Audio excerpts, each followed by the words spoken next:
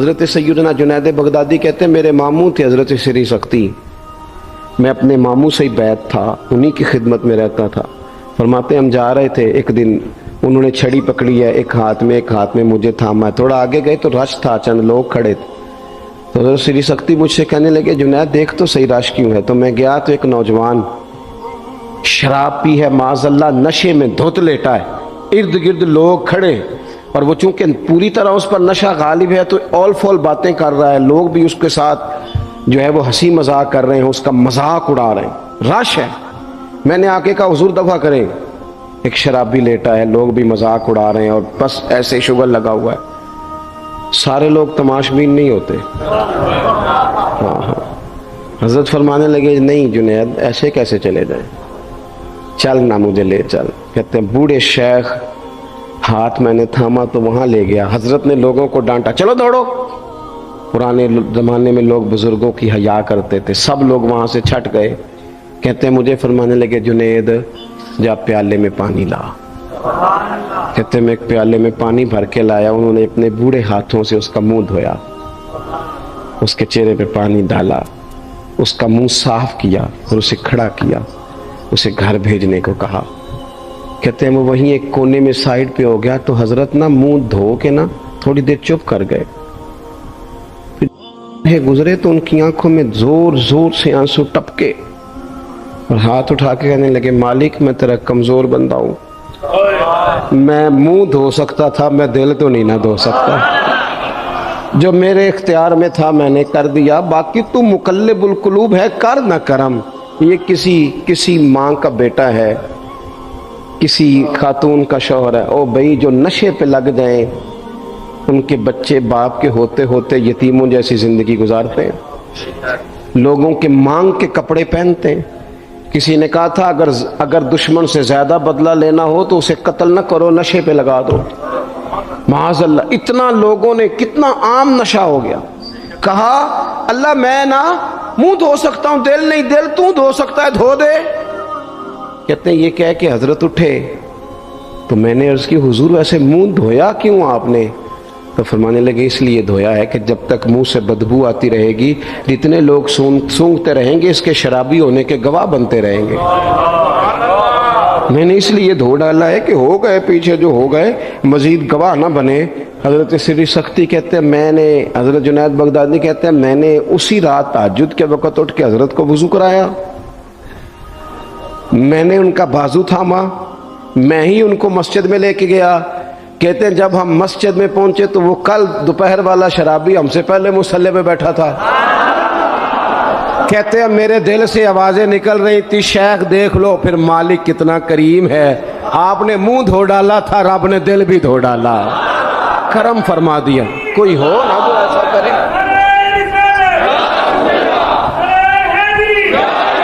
آؤ نہ سنگیوں ملیں، ایک دوسرے کا منہ تو دھونا شروع کرے نا، آؤ نہ ایک دوسرے کو یہاں تک وضو کا پانی تو فراہم کرے نا، کچھ تو خیر تقسیم کرے۔ اخلاق کی تربیت کا میں دیکھتا ہوں ہمارے وطن میں اضطراب ہے، بے چینی ہے، اس طرح کا ماحول بنایا گیا ہے کہ لوگ ایک دوسرے کے حق میں سخت ہو گئے ہیں، مزاجوں میں تلخیاں ہیں، لڑتے جھگڑتے ناراض ہوتے لوگ، بگڑتے کوستے ڈانٹتے شکوے کرتے لوگ۔ شکوہ جو ہوتا ہے نا یہ بندے کو بے چین کر دیتا ہے، شکر بندے کو سکون میں مبتلا کرتا ہے۔ شکوے آزمائشیں اپنے دلوں میں وسعت لائیں، ایک دوسرے کو اصلاح کی طرف لائیں، ایک دوسرے کو پیغام دیں، ایک دوسرے کی تربیت کریں، تھوڑا سا حوصلہ، تھوڑا سا صبر، تھوڑی سی گنجائش اپنی طبیعتوں میں پیدا کریں۔ اپنے بچوں پر سب سے زیادہ نگرانی یہ کریں کہ ان کا اخلاقی معیار کیا ہے۔ اگر میں اور آپ خدا نہ خواستہ بچوں کو صرف یہ تربیت دیں گے نا کہ وہ پیسہ پیسہ پیسہ پیسہ، شادیاں بھی پیسے دیکھ کے کریں گے، تو یاد رکھنا پھر ایک دن وہ یہ بھی کہیں گے کہ ابا کاش تو کو ڈھابے کا کام کرتا تو آج ہمارے پاس بھی پیسے ہوتے۔ پھر باپ سے بھی پیسوں کا ہی مطالبہ ہوگا، پھر لوگ ماں باپ بھی پیسوں کے لیے چھوڑ کے چلے جاتے ہیں۔ پھر جب آپ نے تربیت جس چیز کی تھی تو نتیجہ بھی تو وہی برآمد ہوگا۔ یہ تو نہیں ہو سکتا کہ بندہ بیج کوئی اور لگائے اور درخت کوئی اور نکل آئے. یہ ہو نہیں سکتا. اگر ہم اپنے باپ سے روز جھگڑا کریں گے 5 مرلے کے لیے تو یاد رکھنا پھر ہمارا بیٹا 1.5 مرلے کے لیے بھی جھگڑا کرے گا. پھر معاملہ اس طرح کا مرتب ہوگا. ایک دوسرے کو اخلاقی پیغام دینا ضروری ہے. آخری بات آپ کی خدمت میں یہ عرض کرنی ہے اور یہ میری خواہش ہے کہ آپ اس پر زیادہ توجہ کریں گے انشاءاللہ. آپ سارے ویڈیو بنائیں, مجھے کوئی اعتراض نہیں, پر مہربانی کریں دیکھیں تو میری طرف نا. جب آپ لائیو چلاتے ہیں تو پھر اسی کو دیکھتے ہیں, وہ پھر کہتا ہے کہ یہ کمنٹس آ گیا تو دوسرا آ گیا. اللہ کرے میری بات آپ کے دل میں اتر جائے. آپ تھوڑی سی توجہ کریں, میں کیا عرض کرنا چاہتا ہوں, غور کریں میرے بھائی. ملک میں نا مہنگائی تیزی سے عروج پکڑ گئی ہے, اور مہنگائی جب ہوتی ہے نا تو امیروں نے تو مال بیچنا ہوتا ہے تو ان کا دگنا ہو گیا تو وہ تو اور امیر ہو گئے. غریبوں کے لیے مشکلات بڑھ گئی ہیں. جو طبقات بیچارے تنخواہ دار تھے, کمزور تھے, میری طرف دیکھیں جناب, وہ اور کمزور ہو گئے. ہمیں زیادہ تو نہیں لیکن اتنا ضرور کرنا چاہیے. یہ قرآن پاک دے دیں جی, یہ مجھے دے دیں, لے لیا, تشریف رکھیں آپ. عزیز بھائی تھوڑا سا نا, زیادہ نہیں, 3 لوگ مل کے ایک غریب آدمی کا خیال تو رکھ ہی سکتے ہیں نا. لیکن غریبوں سے بھی عرض کروں گا, سہارا بندوں کو نہیں بنایا کرتے, سہارا رب رسول کو بنایا کرتے.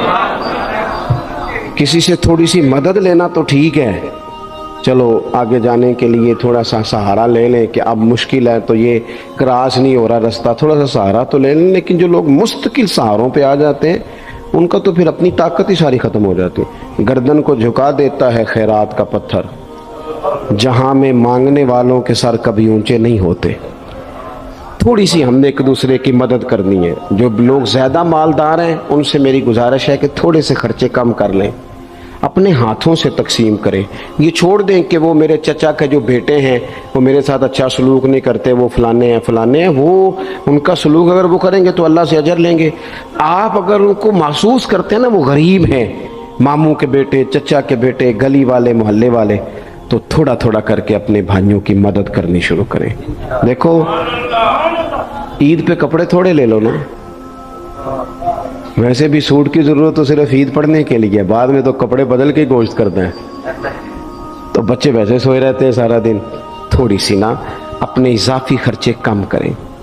غربا کی تھوڑی, یہ عید گزری تھی نا چھوٹی تو شادیاں شروع ہو گئی تھی.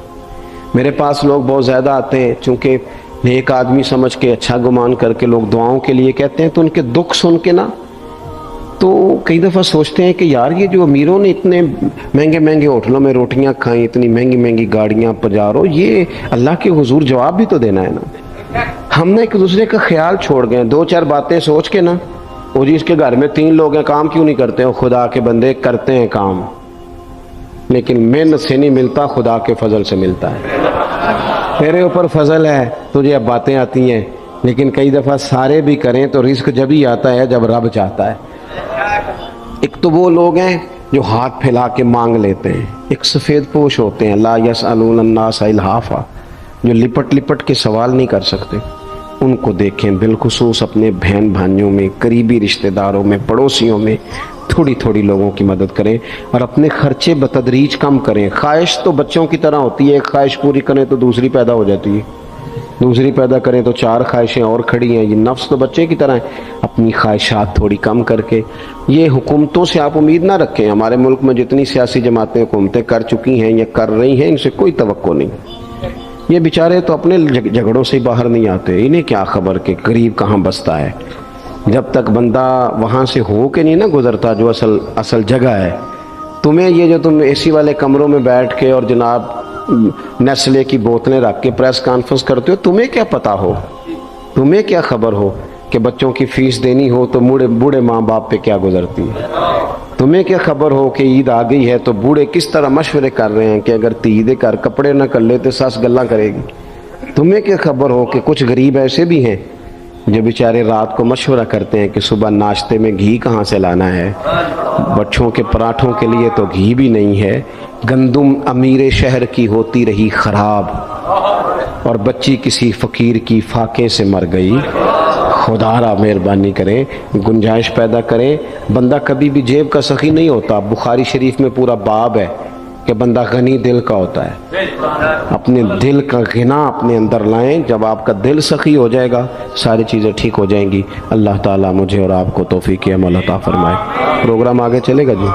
اللہم صلی علی سیدنا و مولانا محمد معدن الجود والکرم وآلہ وبارک وسلم۔ اللہ ہماری حاضری کو قبولیت کا درجہ عطا فرما، ہمارے گناہوں کو معاف فرما، ہماری غلطیوں سے درگزر فرما، علم نافع عمل صالح کی توفیق عطا فرما۔ اللہ بیماروں کو شفا دے دے، مقروضوں کو قرضوں سے رہا کر دے، تنگ دستوں کو وسعت رزق دے دے، بے اولادوں کو صاحب اولاد کر دے، اولاد والوں کی اولاد کو فرما بردار بنا دے۔ اس مسجد کو، حاضرین کو، مہمانوں کو، بندوبست کرنے والوں کو، سب کو بہترین صلہ عطا فرما۔ اللہ تعالی ہمارا خاتمہ ایمان پہ فرما، دنیا اور آخرت میں ہماری پردہ پوشی فرما، امت کی خیر فرما۔ پاکستان میں نظام مصطفیٰ صلی اللہ علیہ وسلم کا سویرا طلوع فرما۔ اللہم رب اغفر وارحم وانت خیر الراحمین وصلی اللہ تعالی علی حبیبہ محمد۔